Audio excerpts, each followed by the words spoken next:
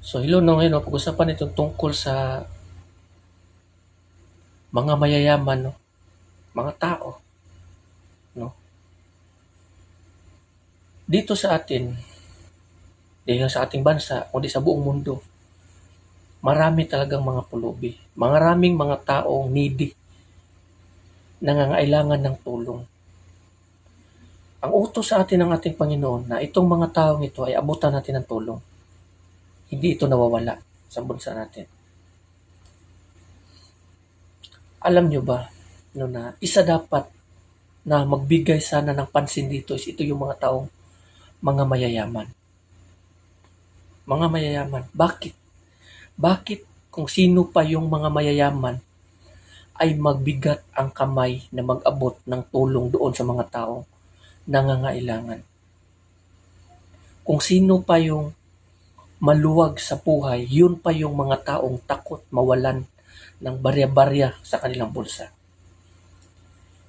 Maraming mga relihiyoso na mga mayayaman, may mag-arang kotse, may mag-arang bahay, magandang damit, ngunit ayaw nga magbigay ng tithes and offering. Ng tithes, offering lang. Kung makadaan din sila ng mga mahihirap o mga pulubi, minsan dinadaanan lang nila. Kumbaga, mabigat ang kamay nila mag-abot ng tulong. Maraming mga tao sa bansa natin dito o sa mga lugar sa atin dito na nangangailangan. Kapos, maraming mga taong halos hindi na kumakain sa umaga. Wala nang kain. Kasi nga kapos. Nakikita ito ng mga mayayaman, ngunit bakit ayaw nilang mag-abot ng tulong?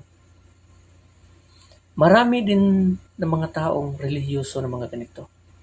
Kahit religious, ayaw rin magbigay ng tulong. Ayaw mag-abot. Tumatawag na sila ng Panginoon. Ngunit, mabigat ang kamay. Kung ipagkait mo ang iyong tulong doon sa mga mahihirap, sa mga taong nangangailangan, baka pagdating ng panahon, ipagkait din sa iyo ang isang pagkakataon na para sana sa iyo. Dito sa 1 John chapter 3 verse 17 to 18, sinabi dito ng ating Panginoon. Sinabi dito ni 1 John, ni Juan, kapag nakita ng isang may kaya sa buhay ang kanyang kapatid na nangangailangan at pinagkaitan niya ito ng tulong, masasabi bang siya'y umiibig sa Diyos? So paano ibigin ng isang taong may kaya ang Diyos kung pinagkaitan niya ng tulong ang mga taong nangangailangan? Yung mga taong kapos. Minsan makikita tayo na may mga vlogger no, na nagbibideo patungkol sa mga taong kapos, halos wala na makain. Pero nakikita ito ng mga mayaman. Ngunit ang mga taong mayaman ay lalong nagpapayaman. Bakit mabigat pa rin sa kanila ang pagbigay ng tulong? Maraming nagsasabing ang mga mayayaman daw ay hindi pa rin nagbabago. Ang ugali nila the same, pero ang puso madilim. Paano nga ba ibigin ng isang mayaman ang Panginoon kung hindi niya kayang ibigin ang kanyang kapwa? Dito, sinabi dito sa verse 18, mga anak, huwag tayong magmahal sa pamamagitan ng salita lamang, kundi patunayan natin ito sa pamamagitan ng gawa. Anong sabi ng ating Panginoong Jesucristo? Kung gusto mo makapasok sa kaharian ng Diyos, ibigay mo o ibinta mo ang lahat ng iyong yaman at ibigay mo doon sa mga needy, mga mahihirap. Di ba? Kasi sabi ni Panginoong Jesucristo doon sa mga mayayaman, di ba? Babala niya. Mas madali pang makapasok ang isang kamilyo sa butas ng karayom kaysa mismo sa mayayaman na makapasok sa kaharian ng Diyos. So paano nga ba nila ibigin ang Panginoon kung ipinagkait nila ang tulong doon sa mga mahihirap? Dito sa mundong ito, lumilipas lamang tayo. Ang sabi ng ating Panginoong Jesucristo, gamitin mo ang iyong kayamanan sa pakikipagkaibigan sa mga tao. So anong ibig sabihin nito? Magpapainom ka ba? Ganito, ganan? Hindi. sa pamamagitan nito ng magbibigay ka ng mga tulong doon sa mga nangangailangan. Marami sa atin ito milyonaryo, mga relihiyoso, pumapasok sa simbahan, nagdarasal, devoted, ngunit takot mabawasan ang kayamanan, takot mabawasan ang pera sa pag-abot ng tulong sa iba. Yung iba naman, nagbibigay ng tulong, pero para lamang makita sa mga tao na purihin. Yung iba naman magbibigay ng tulong, nakatatak yung mga pangalan nila, mga picture nila sa mga plastic. Yung iba naman para tumakbo, para makilala. That is useless. And basura yung ganyan. No, so huwag niyong sayangin ang pagkakataon ninyo. Yung puso niyo, kumbaga nadidiliman na yan ng kadiliman. Naliliman na yan ng kadiliman. Bakit mo hahayaan na ang kayamanan ang siyang dahilan upang ikaw ay mahulog doon sa kaparusahan? Yung ministering mo before God, yung ministering mo before God, pagsamba mo, papuri mo, pagsamba mo, linggo-linggo, ganun. Kung ikaw ay madamot pa rin sa iyong kapwa, lahat ng iyong ginawa useless. Bakit nagiging useless? Kasi ang utos ng Panginoon is magbigayan eh. Kasi lahat tayo dito sa mundong ito is magkapatid lamang. Anong utos ni Juan? Sabi ni Juan, kung ikaw may dalawang damit at makita mo ang iyong kapatid o yung kapwa mo na walang damit, ibigay mo yung isa.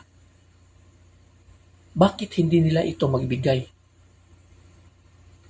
So, magiging useless yan kasi nga, sumasamba kayo sa Panginoon, ngunit hindi kayo namumuhay sa kanyang salita. Hindi nyo isinasabuhay kung ano ang kanyang utos. Kasi kung inibig mo ang Panginoon, isabuhay mo ang kanyang utos at sundin mo. Kasi ang utos ng Panginoon is ganito. Tulungan mo rin ang iyong kapwa. Milyon-milyon yung kinikita mo. Magbigay ka lang ng dun sa kapwa mo. Halos wala. Minsan nagbibideo ka tapos pakita mo sa mga tao. Anong habol mo doon? Papuri. So walang kakwenta-kwenta yan. No? So huwag nyo pong sayangin ang pagkakataon ninyo. No, lalo na kanyang mga mayayaman. Gawin nyo gamitin nyo ang inyong kayamanan sa pagkikipagkaibigan sa mga tao. Upang, sabi ng Panginoon Jesucristo, upang kung maubos na ito, tatanggapin kayo doon sa kanyang kaharian sa langit. Klaro, di ba? Klaro. So, kung ikaw mayaman, religious, share. Huwag yung tulungan mo lang yung mga tao. Tingin mo na magbabalik sa iyo. Ang utos kasi ng ating Panginoon, kung mabibigay ka ng tulong doon sa mga tao, it's better na ang bibigyan mo ng tulong yung mga taong hindi makaganti sa iyo. Kasi hindi sila makaganti sa iyo, ang Panginoon ang siyang gaganti sa iyo. Pero mostly kasi sa mga ganyang tao, ang binibigyan nila ng tulong kasi yung mga tao lamang na sa tingin nila ay makaganti sa kanila. At sa ganun, nagantihan sila sa kanilang kabutihan. Susundin natin kung ano ang utos ng Panginoon. Kung susundin natin itong utos ng Panginoon, tayo ay mamuhay sa kanyang salita. Tayo ay magiging malinis. Tayo ay magiging banal. Ngunit kung hindi natin ito sinusunod ang kanyang salita, tayo ay naliligaw. Useless yung pananampalataya, pagsamba at pagpuri natin sa Kanya. Kung hindi tayo o hindi natin isinasabuhay ang kanyang salita. Hindi natin sinusunod ang kanyang kautusan at salita. Useless. Basahin nyo pa yan sa Biblia. Maniwala kayo sa akin. Everything is useless. No, kung kayo ay mayaman, kung ano yung ginagawa nyo sa iyong kapwa, ginagawa nyo yan sa Panginoon. So hanggang dito na lang na maraming salamat and God bless everyone.